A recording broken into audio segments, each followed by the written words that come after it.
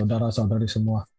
Malam ini kita lanjutkan sesi yang ke-45 Recording in progress. dari kursus teologi murtadin dan mualaf yang disiarkan secara live.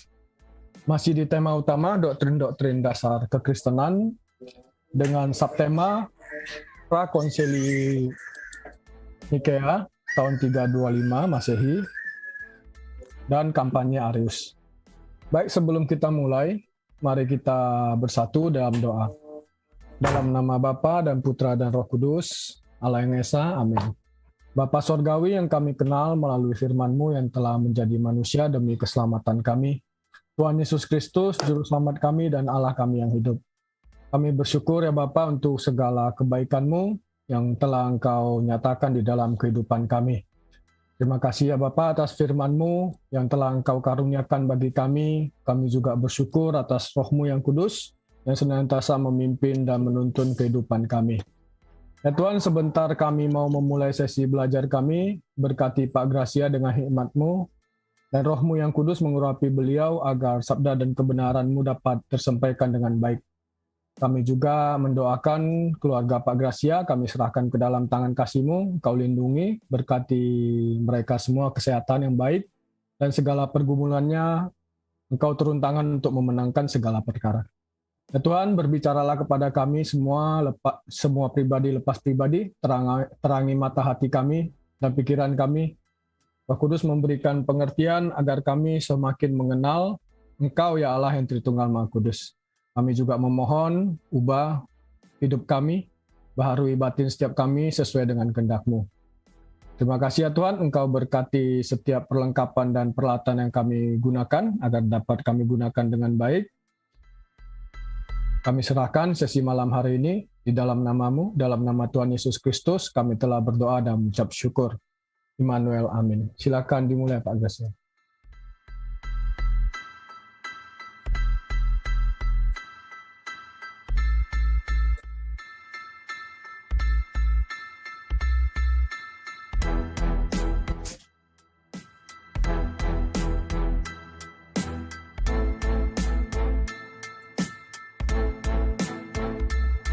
Oke, selamat malam, Shalom, Polo-Polo yang manis dan keluarga besar Iman Rasuli. Di malam hari ini seri ke 46 kalau nggak salah ya. Kita udah masuk ke 45 Pak. Oh, 45 ya. Di seri kursus teologi murtadin mualaf yang ke-45. Kita sekarang masuk ke prakonsili mengenai Konsili Nikea. Nikea itu di daerah dekat Selat Bosporus. Di daerah sini, ini kalau di dalam peta kuno namanya daerah Bitinia. Isnik atau Nikea. Oke, kita mulai. Pada waktu prakonsili setelah habis Arius ditolak, dinyatakan ajarannya sesat karena mengajarkan Allah pernah ada tanpa memiliki firman, di dalam konsili lokal di Alexandria tahun 318, Arius tidak tunduk atau bertobat merubah ajarannya bahwa Allah pernah tidak punya firman, tapi dia malah keluar membela diri dan mencari dukungan dari uskup-uskup di luar wilayah Alexandria. Dia kampanye sambil mempropagandakan ajaran sesatnya yang otomatis dengan bersilat kata supaya dapat dukungan dari uskup-uskup di luar daerah. Dan di dalam kampanyenya awalnya berhasil karena beberapa uskup termakan dengan silat kata dari Arius dan mendukung ajaran Arius mengenai firman Allah adalah ciptaan. Minimal yang sering disebut itu ada 3 uskup yang pro Arius, yaitu Eusebius dari Nikomedia, Eusebius dari Kaisarea, ini yang sejarawan gereja, dan satu uskup lagi yang saya lupa namanya. Arius keluar dari Alexandria Mesir ke Palestina, terus pergi sampai ke daerah Turki di dekat Selat Bosporus ke Nikomedia. pada waktu perjalanan kampanyenya, Uskup Palestina, Eusebius dari Kaisarea mendukung Arius. Kemudian dia dari Palestina, dia pergi ke daerah Bitinia di daerah Asia Kecil. Eusebius, uskup yang terkenal, uskup senior di daerah Nikomedia, mendukung Arius. Minimal ada 3 uskup mendukung Arius, tapi yang satu ini saya lupa namanya. Dan di dalam dia berkampanye, Arius bersilat kata. Dia playing victim, dan ajaran Arius tentang Allah itu pernah tidak punya firman, diperhalus sehingga orang yang diadu, orang yang dia sambati itu membela dia, kasihan ya kamu mengalami aniaya oleh Patriark Alexander dari Alexandria. Ini contohnya di dalam suratnya dia kepada uskup-uskup yang dia mau gaet untuk mendukung ajarannya, dia mengatakan begini. Arius yang secara semena-mena telah dianiaya oleh Patriark Alexander dari Alexandria. Karena kebenaran yang tertinggi, yang juga Anda yakini, menyampaikan salam dari Tuhan kepada Tuanku yang terkasih, yang saleh, Eusebius yang beriman kepada ajaran murni. Kami dianiaya karena kami berkata bahwa Sang Putra memiliki awal, sementara Allah tidak berawal. Firman itu bukan bagian dari zat Allah, dan bukan yang setara dengannya. Dengan keyakinan ini aku dianiaya. Selebihnya Anda akan tahu sendiri. Sampai jumpa. Sebagai sesama murid Lucianus, dan sebagai orang yang benar-benar saleh, sesuai dengan arti namamu, ingatlah akan penderitaan kami. Arius playing victims menggunakan kedekatan sama-sama muridnya Lucianus. Kalimatnya ini, coba, Sang Putra memiliki awal, iya dalam inkarnasi, sementara Allah tidak berawal.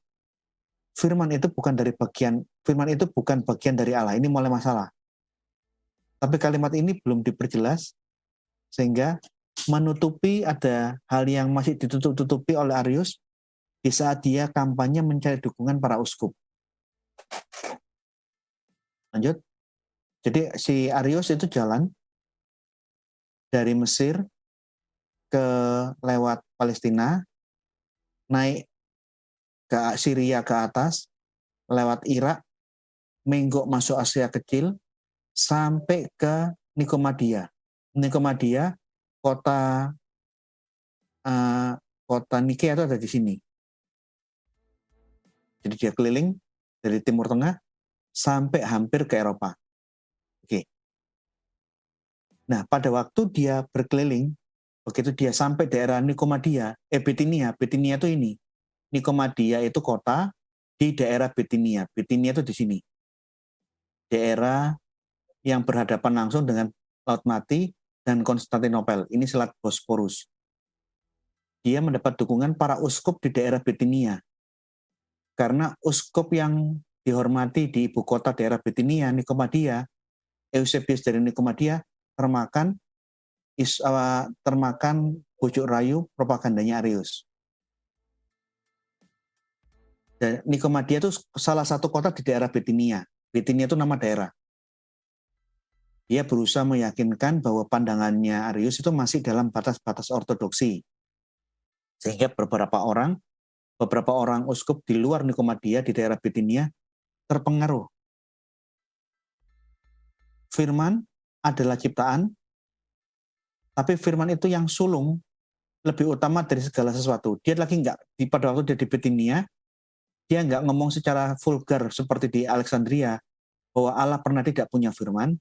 Bahasanya dirubah. Dia tidak berbicara bahwa firman Allah, logos adalah ciptaan, tapi dia berkata bahwa firman Allah itu yang sulung. Ini kan mirip dengan di dalam narasi ayat di Efesus, yang sulung lebih utama dari segala sesuatu. Nah, kata yang sulung ini tidak diperjelas sehingga menjadi multitafsir. Sehingga sebagian orang yang mendengarkan uraiannya Arius sepakat Karena dia tidak menjelaskan ajarannya dia bahwa logos itu berawal, tidak seperti itu di Bitinia. Ini yang saya bilang, dia bersilat kata dan playing victim. Jadi dia jalan dari bawah, dari Mesir, Palestina, naik ke Syria, lewat Irak, sampai akhirnya ke Bitinia. Di sini dia dapat dukungan. Terus dia kembali lewat Libanon. Dia kembalinya nggak lewat jalur yang dia berangkat, tapi dia menggok ke daerah Sidon, Tirus, lewat Libanon, baru kembali ke Alexandria. Pada waktu dari Bitinia, dia masuk ke Libanon. Di Libanon dia mencari dukungan. Uskup Libanon, Uskup Tirus, yaitu Uskup Paulinus, termakan silat katanya Arius dan mendukung Arius. Nah, di Palestina, dia menemui Eusebius, sejarawan gereja. Eusebius dari Kaisarea, Uskup Kaisarea, yang menjadi penulis buku sejarah salah satu buku sejarah yang menjadi patokan dunia kekristenan, terpengaruh mendukung Arius. Tapi dukungannya Eusebius ini masih nggak jelas. Karena menurut catatan sejarah yang lain, setelah Eusebius tahu ajaran Arius yang asli, sebelum konsili Nikea, Eusebius menolak ajaran Arius dan menyatakan bahwa dia tidak sepakat dengan ajaran Arius. Tapi sebelum dia menolak ajaran Arius di kemudian hari, dia mendukung karena Arius ini pandai bersilat kata. Masa saya dipersekusi oleh Alexander dari Alexandria gara-gara saya percaya bahwa firman Allah itu, sang anak itu, sang putra, itu yang sulung. Nah, kata yang sulung ini bisa multitafsir. Kalau ditafsirkan sebagai anak sulung, dia yang paling awal muncul, ini sesat. Tapi kok yang sulung artinya dia yang memiliki otoritas yang tertinggi, itu benar. Dia tidak menjelaskan. Karena kampanye politiknya dia di Libanon berhasil, diterima oleh Uskup Paulinus, uskup-uskup yang lain banyak yang mengikut mendukung Arius, gara-gara Uskup Paulinus dari Tirus, dari Libanon, mendukung Arius. Nah, karena ada pertentangan di Mesir, melebar ke menjadi pertentangan di banyak gereja. Di Palestina, di Libanon, di Asia Kecil, terjadi pro kontra mengenai ajaran Arius karena Arius melakukan propaganda dan kampanye, plus playing victim. Nah, Kaisar Konstantin ini petobat baru yang tidak ngerti tentang iman Kristen. Dia tidak paham doktrin kekristenan. Sehingga begitu ada konflik antar kelompok yang memegang teguh ortodoksi dengan ajaran Arius yang menyatakan Allah pernah tidak punya firman, dia awalnya meremehkan, nggak mau ambil pusing, kamu mau percaya yang mana, bodo amat. Karena bagi Kaisar Konstantin, menjaga kestabilan negara lebih penting daripada repot-repot memikirkan Allah memiliki firman atau Allah pernah tidak punya firman. Dia tidak mau ambil pusing. Sehingga kita bisa lihat di dalam suratnya Kaisar Konstantin, pada waktu dia mau mengadakan kunjungan kenegaraan ke Alexandria, ke wilayah Alexandria, begitu mendekati Alexandria, informasi pertikaian teologis antara Arius dengan kelompok gereja Rasuli maruncing, dia membatalkan kunjungan ke Alexandria, dia balik. Dia bilang begini, penataannya kurang saya rapikan. Eusebius yang awalnya mendukung Arius, akhirnya dia menarik dukungan sesaat sebelum konsili dilakukan di Nikea. Jadi dia sempat terpengaruh oleh propaganda dan manis silat katanya Arius. Begitu dia tahu yang asli, bahwa Yesus adalah yang sulung, itu dalam pengertian dia pernah tidak ada, dialah yang tertua dari semua ciptaan, dia menarik dukungan. Tapi kalau makna yang sulung dimaknai sebagai yang paling tinggi, paling berkuasa di dalam otoritas, itu nggak ada masalah bagi dia.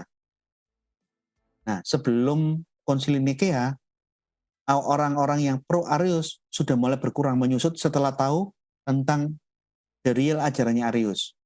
Nah, ini loh suratnya Kaisar yang awalnya dia meremehkan konflik teologis, sehingga dia membatalkan kunjungan kenegaraan, memeriksa daerah-daerah yang jauh di Alexandria. Ketika belum lama ini, aku singgah di Nikomedia. Aku merencanakan untuk singgah sekaligus melanjutkan perjalanan ke timur.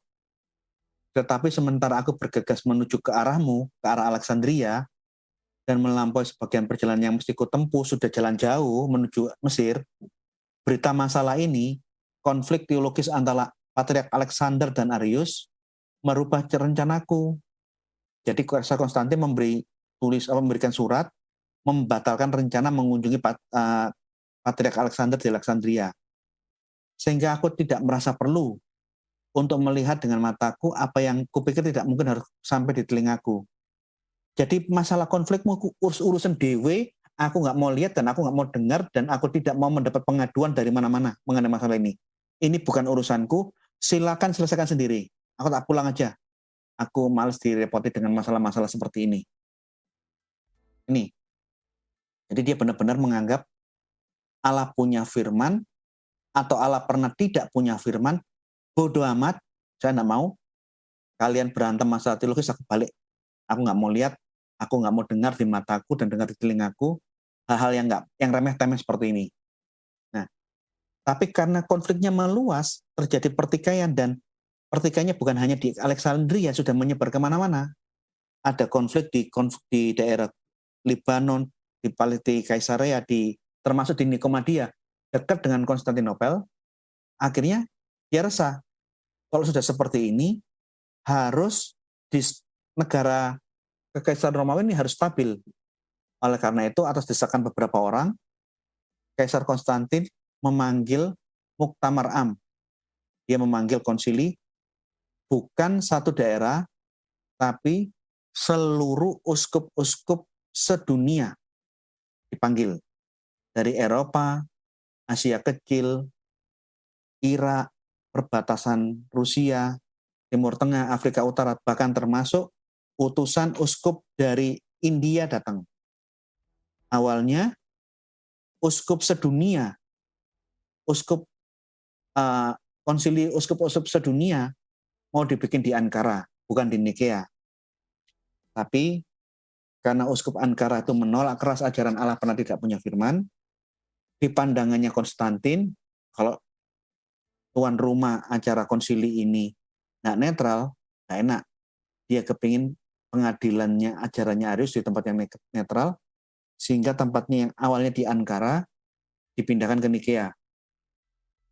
Karena uskup Ankara itu benar-benar sangat anti Arius.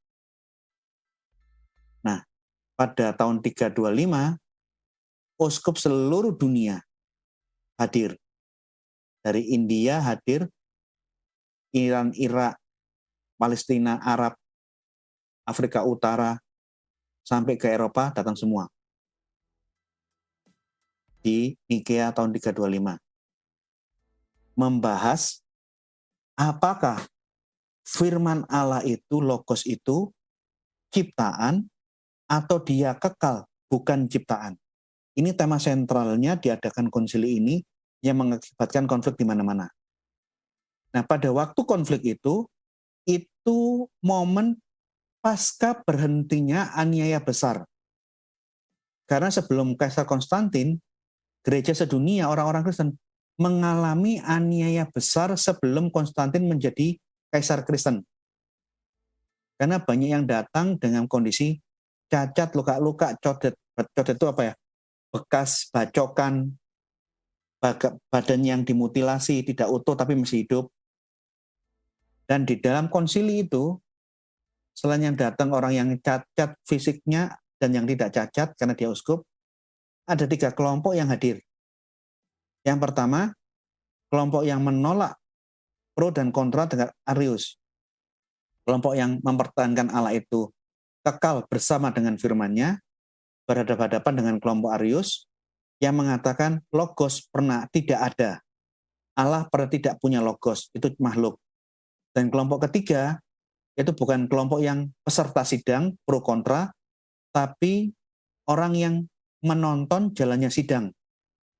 Jadi dia tidak punya hak suara, dia menyaksikan perdebatan dan pengadilan terhadap ajarannya Arius beserta pembelaannya Arius. Yang benar yang mana ini penonton, pihak ketiga. Jadi pro Arius kontra dengan Arius plus penonton. Ada 3 kelompok di sini.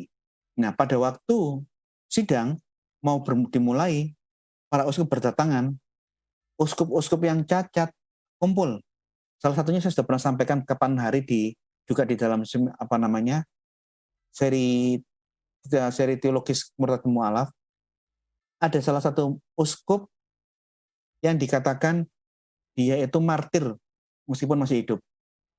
Karena orang ini mengalami penyiksaan yang luar biasa. Kalau yang lain paling badannya codet, satu badannya yang dipotong, misalnya tangannya yang dipotong atau apa. Uskup yang satu ini, Uskup Thomas, uskupnya daerah Mar'as di Syria, ini mengalami penindasan yang luar biasa sebelum Konstantin hadir. Dia dipaksa untuk menyembah berhala, dia tidak mau. Bahkan dia menghardik berhala yang disuruh oleh penguasa untuk menyembah. Malah dia menghardik dan mencemooh, menolak. Akibatnya dia disiksa.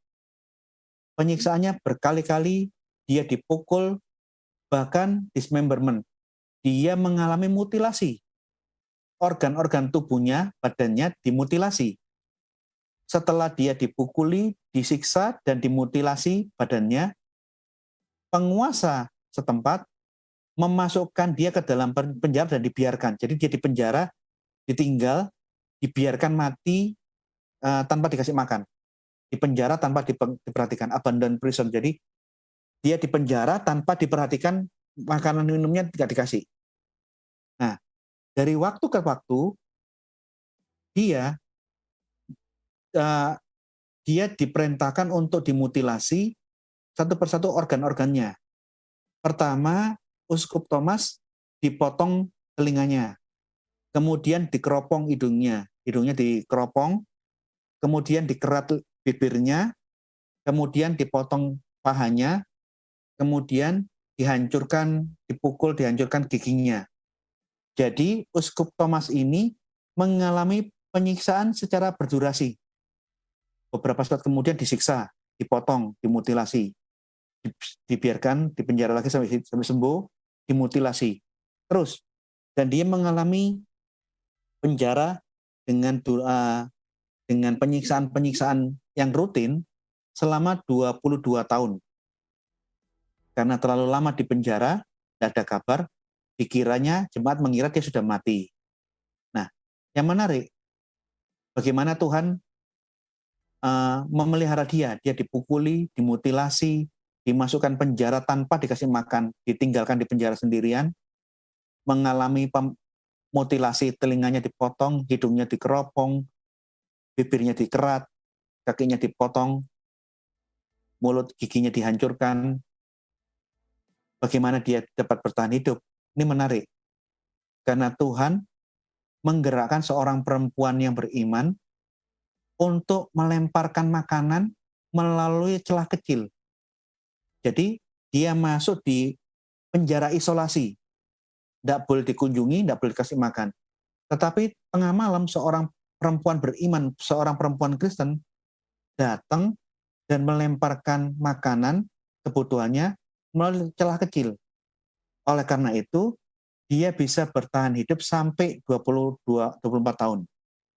Nah, karena dia adalah uskup, begitu dia kembali, jemaatnya kaget. Siapakah Anda? Terus dia menjelaskan siapa dia. Seluruh jemaat nangis karena dia sudah mereka sudah menganggap kamu itu Pak Uskup sudah meninggal.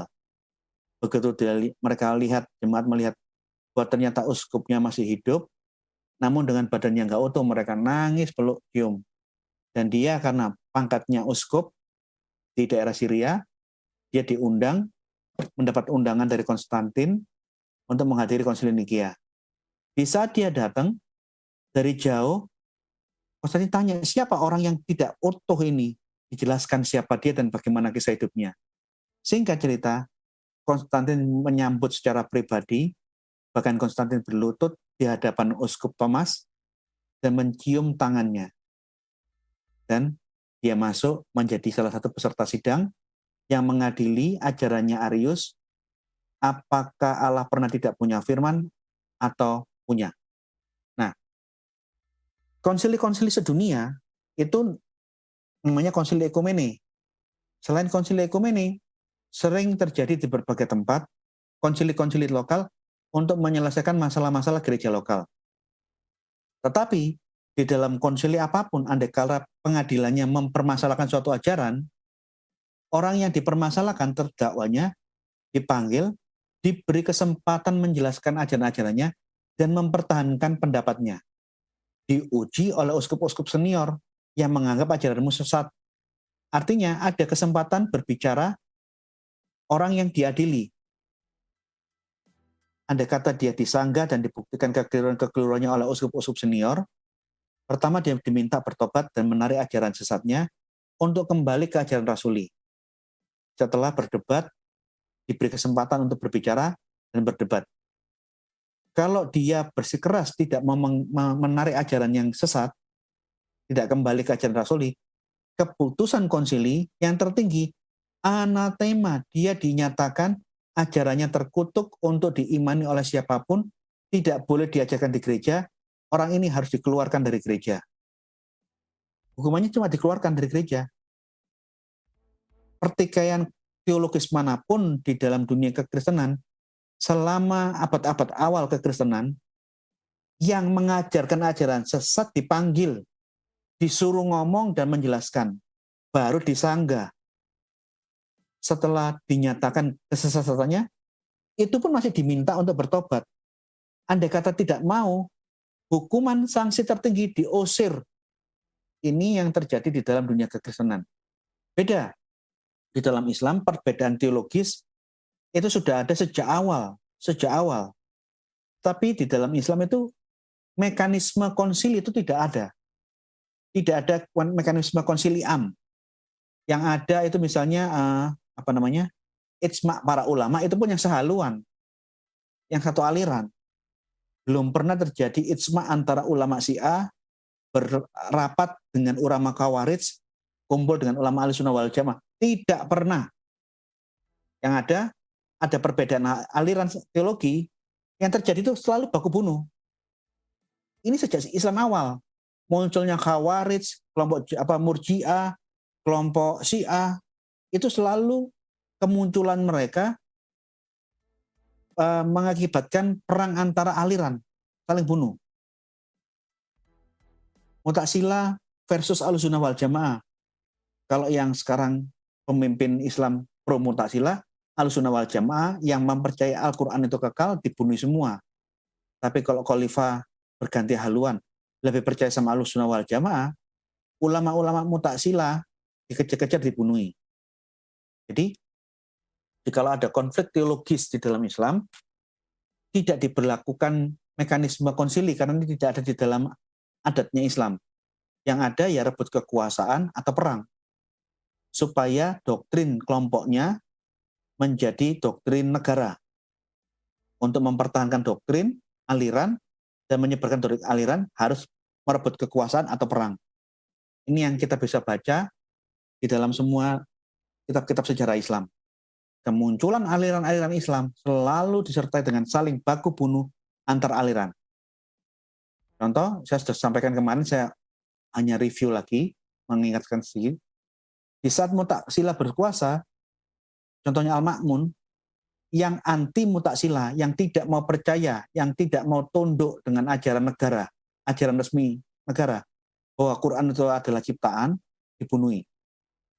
Tapi begitu khalifahnya berhaluan Ahlussunnah wal Jamaah, gantian yang ulama-ulama yang berhaluan Mu'tazilah dibunuhi. Contoh Mutawakil Al-Ala menindas ulama-ulama Mu'tazilah, berbalik. Ini contoh. Kemarin saya sudah sampaikan, ini suratnya Khalifah Al-Ma'mun, kalau sampai ada hakim-hakim atau ulama-ulama muslim mengajarkan Al-Quran itu kekal, khatim, penggal kepalanya. Disiksa, dipenggal, dibunuh. Yang menjadi ulama, yang memegang posisi sebagai hakim agama Islam, harus percaya mengakui Quran itu ciptaan. Yang mengajarkan Quran itu kekal, khatim, penggal kepalanya. Ini karena Khalifah Al-Ma'mun yang hafal Quran dan ahli hadis, dia pahamnya Mu'tazilah.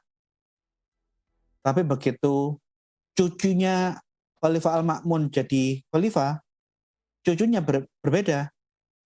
Mutawakil Al-Ala ini cucu. Dia berhaluan Ahlussunnah wal Jamaah. Gantian yang percaya Quran itu adalah ciptaan, kelompok Mu'tazilah yang dikejar-kejar, dibunuh, ditindas. Tapi yang menarik dari Mutawakil Al-Ala, selain dia yang mengawali penindasan dan menghabisi ulama-ulama Mu'tazilah, dia ini khalifah yang senang, di dalam catatannya Jalaluddin, saya bacakan nih ya. Khalifah Al-Mutawakil Al-Ala terkenal sebagai orang yang senang dengan kenikmatan hidup dan senang minum-minum. Dia suka minum mabuk. Dia memiliki 4.000 budak wanita. Dan dia gauli semuanya. Jadi, dia ini pemimpin tertinggi Islam, khalifah, yang suka kenikmatan hidup, suka minum khamr, suka minum arak, suka minum whisky, dan dia punya koleksi 4.000 budak wanita, dan disenggamai semuanya. Ini menarik. Catatannya Jalaluddin ini saya senang nih. Dia gauli semuanya. Kalau kita lihat di catatan Alkitab, yang paling banyak istrinya ya Sulaiman atau Salomo. Tetapi tidak ditulis secara eksplisit apakah 1.700 istrinya, 300 istrinya dan 700 gundiknya itu semuanya disenggamai atau hanya menjadi pernikahan politik, tidak dijelaskan. Hanya Salomo punya banyak sekali istri. Tapi tidak ada catatan tertulis bahwa dia menggauli semua yang dia nikahi, kawini, baik gundik maupun istri. Tapi berbeda dengan Mutawakil Al-Ala. Ini khalifah cucunya Al-Ma'mun. Dia suka minum mabuk. Dia punya 4.000 gundik. Ini belum terhitung istri ya. Ini hanya gundik. Budak-budak. Budak-budak itu boleh disetubui tanpa kewajiban dinikahi. Dan ke 4.000 budak wanita koleksinya Mutawakil Al-Ala dientup. Digauli semua, disetubui semua. Ini Mutawakil suka entupan ini, suka mengentup.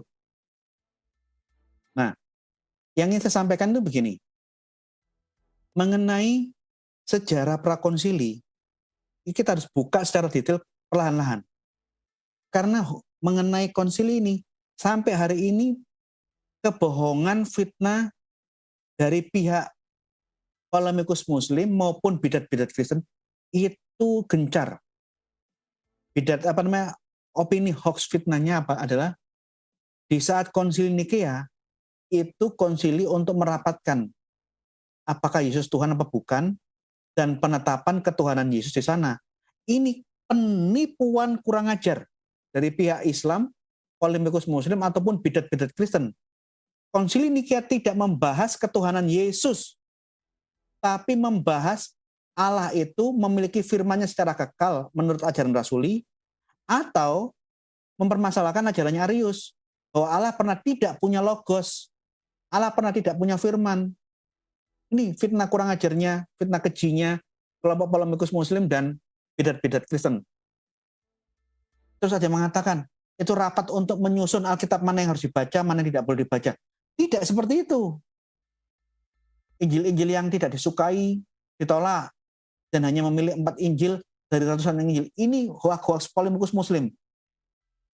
Sekalipun ini keliru dan sesat, kalau kita tidak membantah, opini di media massa akan menganggap ini yang benar. Padahal ini yang keliru. Konsili Nikea tidak sedang mempersiapkan atau membahas masalah-masalah ini, seperti yang dituduhkan polemikus Muslim. Jelas Injil-Injil yang tidak disukai, yang ditolak oleh gereja, itu Injil-Injil palsu, Injil-Injil apokrif. Dia ditulis atas nama para rasul. Dan penulisannya ratusan tahun setelah rasulnya meninggal. Yudas mati di tahun 30-an. Di hari yang sama dengan Yesus meninggal, disalib. Hanya dia meninggal lebih awal. Injil Yudas baru muncul di pertengahan abad kedua. Yudas sudah mati pada hari yang sama di saat Yesus disalib. Lah kok bisa Injil Yudas, katanya Yudas yang nulis, kok baru muncul di abad kedua? Ini palsu. Termasuk Injil Thomas. Injil Thomas baru muncul di abad keempat. Sedangkan Thomasnya sudah mati di pertengahan abad pertama. Termasuk The Gospel of Matthew. Ini baru muncul di abad kelima. Matius sudah mati di abad pertama. Injil-Injil yang menggunakan mencatut nama-nama rasul-rasul, yang palsu-palsu ini ditolak. Jadi bukan karena kita ini berusaha menutup-nutupi, memang ini palsu kok. Injil yang asli yang ditulis oleh rasul-rasulnya Yesus langsung hanya 4 itu. Tidak ada yang lain. Ini salah satu contoh hoax yang ditulis dan tersebar luas di dunia Islam. Semua polemikus muslim di Facebook, dimanapun, dia menggunakan, kalau ngomong tentang Konsil Nikea, itu pasti jawabannya, tulisannya, argumentasinya sama. Kenapa? Hoax, cerita-cerita bohong, fitnah-fitnah pihak Islam, ini sudah dibukukan dalam buku yang kecil-kecil dan disebarluaskan untuk senjata para polemikus muslim untuk mencari mu'alaf. Ini loh bukunya sudah beli berapa belas tahun yang lalu. Buku kecil. Polemikus muslim giat banget nulis cerita-cerita palsu, cerita-cerita hoax, dan dibukukan, disebarkan kemana-mana, dipakai untuk nyerang kekristenan. Dan apa yang ditulis oleh polemikus muslim, ini juga yang dipakai sama dengan bidat-bidat Kristen. Mereka sangat-sangat giat banget pokoknya. Giat banget sebarkan fitnah yang tidak sesuai dengan fakta. Oneness, Pentakostal, aliran sesat Oneness, Saksi Yehova, Unitarian, sebagian Yahwisme, yang anti Tritunggal, menggunakan cerita-cerita bohong, fitnah keji yang sama. Jadi mereka ini untuk mencari pengikut ajaran mereka yang menolak Allah itu satu dengan firman dan rohnya, mereka menyebarkan keyakinan teologi sekte sesat mereka dengan cara memfitnah yang lain. Contoh ini, di dalam tulisannya Muhammad Ali Al-Kuli, bukunya Islam dan Kebenaran Yesus, dia mengatakan, tak seorang nabi pun sebelum maupun sesudah Yesus mengajarkan Trinitas. Semua nabi mengajarkan satu Tuhan dan keesaan Tuhan kepada manusia. Ket mien, Pak. Ket mien, sampai Yesus dan para rasul pun juga mengajarkan satu Tuhan. Yesus sendiri tidak menyebut-nyebut Trinitas. Betul. Ini membuktikan bahwa tidak ada sangkut pautnya dengan Yesus. Tunggu dulu. Doktrin Trinitas itu bikinan para kaisar dan gereja. Lah kan? Doktrin Trinitas itu bikinan para kaisar dan gereja. Ini sing ngawur. Ini keliru. Yuk kita lihat kengawuran fitnah-fitnah dari polemikus muslim berikutnya. Yuk. Nih. Di nomor 31. Jika Trinitas itu sedemikian mendasarnya di dalam agama Nasrani, mengapa tidak disebut baik dalam perjanjian lama maupun perjanjian baru? Tak seorang pun nabi, baik sebelum maupun sesudah Yesus, yang menyebut-nyebut Trinitas itu. Trinitas tidak mempunyai sangkut paut dengan Yesus maupun ajaran dan seterusnya. Saya ajarkan ke para pemirsa, kita gunakan logika yang sama dalam bentuk mirror strategi. Tanyakan kepada muslim, apakah muslim termasuk Muhammad Ali Al-Kuli yang nulis buku ini, apakah Anda percaya tauhid sebagai orang muslim? Percaya. Saya tanya, jikalau kalian orang muslim dan seluruh orang muslim di dunia percaya tauhid, di mana tertulis ayat Al-Quran secara eksplisit kata tauhid? Di surah apa, nomor berapa? Kata tauhid tertulis eksplisit di dalam Al-Quran. Tidak ada kan?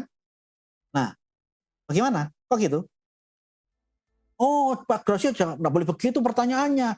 Anda harus lebih mengerti dulu apa yang dimaksud dengan makna tauhid. Sama, Anda harus lebih diam dulu, Anda harus mengerti apa yang dimaksud kata Trinitas itu.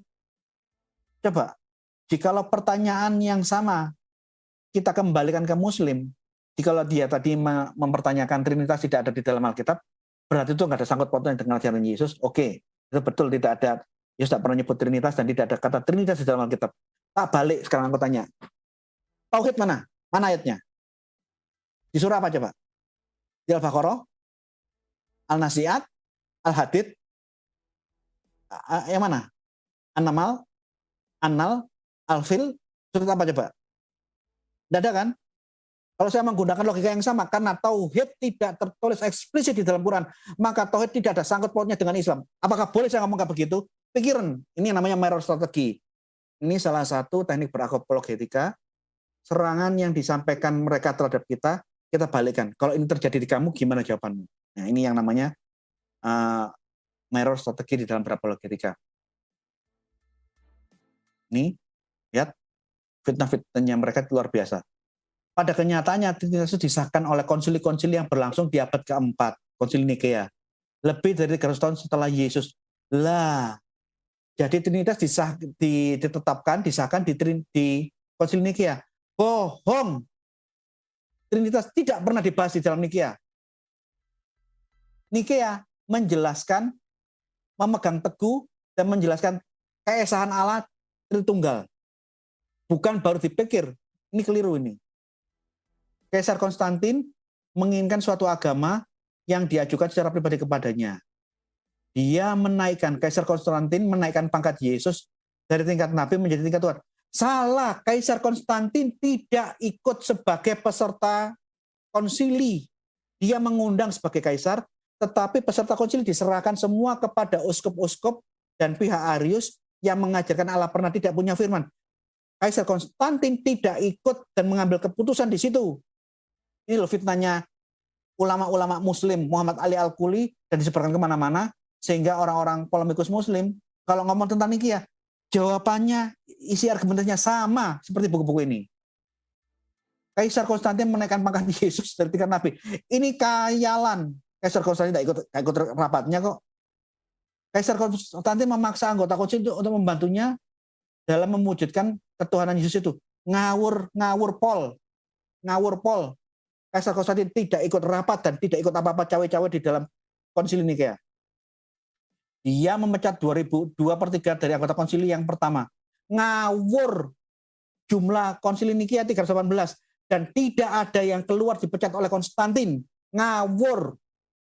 Hoax Islam terlalu banyak dan mereka begitu giat, aktif, semangat memproduksi tulisan-tulisan palsu, disebarkan, dijual bebas di toko-toko buku Muslim. Hanya untuk menyerang kekristenan dengan cara membuat cerita-cerita fitnah. Nih. Ini saya masukkan di dalam buku yang sedang saya tulis. Jadi, fitnahnya apa? Yesus menjadi Tuhan lebih penting daripada Tuhan yang sebenarnya. Melalui dekret pemerintah. Ngawur kan? Ngawur ini. Konsili-konsili berikutnya memotori Trinitas dengan cara mempromosikan Roh Kudus. Dari seorang malaikat menjadi Tuhan. Ngawur Pol. Tidak pernah ada ajaran Kristen. Roh Kudus adalah malaikat seperti Islam. Roh Kudus rohnya Allah, hayatnya Allah. Itu satu di dalam diri Allah. Bukan malaikat seperti doktrinnya Islam. Ini ngawur. Dia memasukkan ide-ide Islamnya di dalam cerita-cerita fiktif tentang Nikea. Dengan demikian, dengan demikian Yesus menjadi Tuhan dengan dekret. Yesus jadi Tuhan dengan dekret dan Roh Kudus menjadi Tuhan dengan dekret yang lain. Kurang ajarnya kan? Kurang ajar banget nih. Bohong. Trinitas adalah sebuah konsep hasil rundingan. Lambemu apa? Trinitas itu merupakan hasil dari pemungutan suara konsil-konsil yang didikte di bawah ancaman diktator. Ngawur. Semua yang ditulis di dalam buku ini fitnah keji terhadap bapak-bapak gereja yang berkonsili. Bapak-bapak gereja tidak pernah merapatkan memikirkan Trinitas di konsili. Mereka mempertahankan ajaran gereja bahwa Allah itu Esa, Allah yang Esa satu dengan firman dan rohnya. Allah, firman Allah dan rohnya itu satu Allah yang Esa. Ini yang dipertahankan dari abad ke abad sampai abad keempat sampai hari ini. bukan karena diktator, bukan karena voting. Jadi apa yang ditulis oleh buku-buku polemikus Muslim ini yang saya tunjukkan ke layar Anda, itu fitnah keji dari orang yang tidak tahu apa-apa tentang sejarah Nikea dan tentang doktrin kekristenan. Tapi yang seperti ini disebarkan sebanyak mungkin, sehingga kalau Anda aktif di dalam melayani Tuhan di medsos, di media sosial, di Facebook, cara-cara argumentasi mereka seperti ini, ngawur-ngawur semua. Mereka satu suara. Ini ayat Alkitab ya Pak Muhammad Ali Al-Kuli, para polemikus Muslim yang menyaksikan siaran online ini, live online ini kata Alkitab tentang siapa Yesus. Ini kata Alkitab tentang siapa Yesus. Bukan keputusan konsili, ini ayat Alkitab, ini dalilnya. Baca Yohanes 20 ayat 26. 8 hari kemudian murid-murid Yesus berada kembali dalam rumah itu, dan Rasul Thomas bersama-sama dengan mereka. Sementara pintu-pintu terkunci. Yesus datang dan berdiri di tengah-tengah mereka dan berkata, damai sejahtera bagi kamu. Oh, pintu terkunci, tiba-tiba Yesus muncul di tengah-tengah mereka. Dan menyapa mereka, salam aleichem, damai sejahtera bagi kamu. Kemudian ia berkata kepada Thomas, taruhlah jarimu di sini, dan lihatlah tanganku. Ulurkan tanganmu, dan cucukkan ke dalam lambungku. Dan jangan engkau tidak percaya lagi, melainkan percaya bahwa aku yang mati, bangkit dari kematian. Jangan sampai kamu gak percaya ya. 28, Thomas menjawab dia, ho kuriosmou, ya Tuhanku, dan kai, ho theosmou, dan theosku. Thomas mengaku menyebut dari tutur katanya, yang saya temui sekarang adalah Yesus yang bangkit dari maut, yang tidak terkalahkan oleh maut. Dia adalah kurios dan theos. Dia adalah Tuhan dan Allah. Ini ayat Alkitab, bukan keputusan konsili. Kita lihat ayat berikutnya. 1 Yohanes 5 ayat 20. Ini Rasul Yohanes, bukan Thomas. Akan tetapi kita tahu bahwa Anak Allah telah datang. Firman Allah telah turun, telah nuzul, telah berinkarnasi. Dan telah mengaruniakan pengertian kepada kita, supaya kita mengenal yang benar. Dan kita ada di dalam yang benar. Di dalam anaknya Yesus Kristus. Dia, Yesus itu adalah Allah yang benar dan hidup yang kekal. Ini ayat Alkitab, bukan keputusan konsili bahwa Yesus adalah Allah yang benar. Hati-hati kalau ngomong. Fitnah polemikus Muslim terlalu banyak. Mereka memasukkan ajaran Islam untuk dimasukkan di dalam kekristenan. Itu tidak pada tempatnya. Ini ayat Alkitab. Bahwa Yesus adalah Tuhan dan Allah. Itu iman orang Kristen karena tertulis di dalam Alkitab sejak abad pertama. Dan iman ini dipertahankan sampai hari ini. Bukan hanya di konsili. Konsili tidak membuat doktrin yang baru. Konsili hanya mempertahankan ajaran rasuli yang diturunkan oleh para rasul dan dipertahankan dari generasi ke generasi dari ajaran-ajaran sesat. Allah itu Esa, Allah dan firman Allah dan rohnya Allah itu satu Allah yang Esa. Tidak mungkin Allah terpisah, tidak punya firman, tidak mungkin Allah pernah terpisah dengan hayatnya, rohnya. Allah, firman Allah dan roh Allah itu satu Allah yang Esa. Inilah Tritunggal. Dan itu bukan baru dipikirkan di Nikea, tapi dipertahankan dari ajaran sesat Arius bahwa Allah pernah tidak punya firman. Seperti yang diajarkan Yohanes Pantekostal, Yesua Tewu, seperti yang diajarkan Saksi Yehova, seperti yang diajarkan oleh Unitarian dan kelompok-kelompok Yahweisme yang anti Tritunggal. Sekian, terima kasih.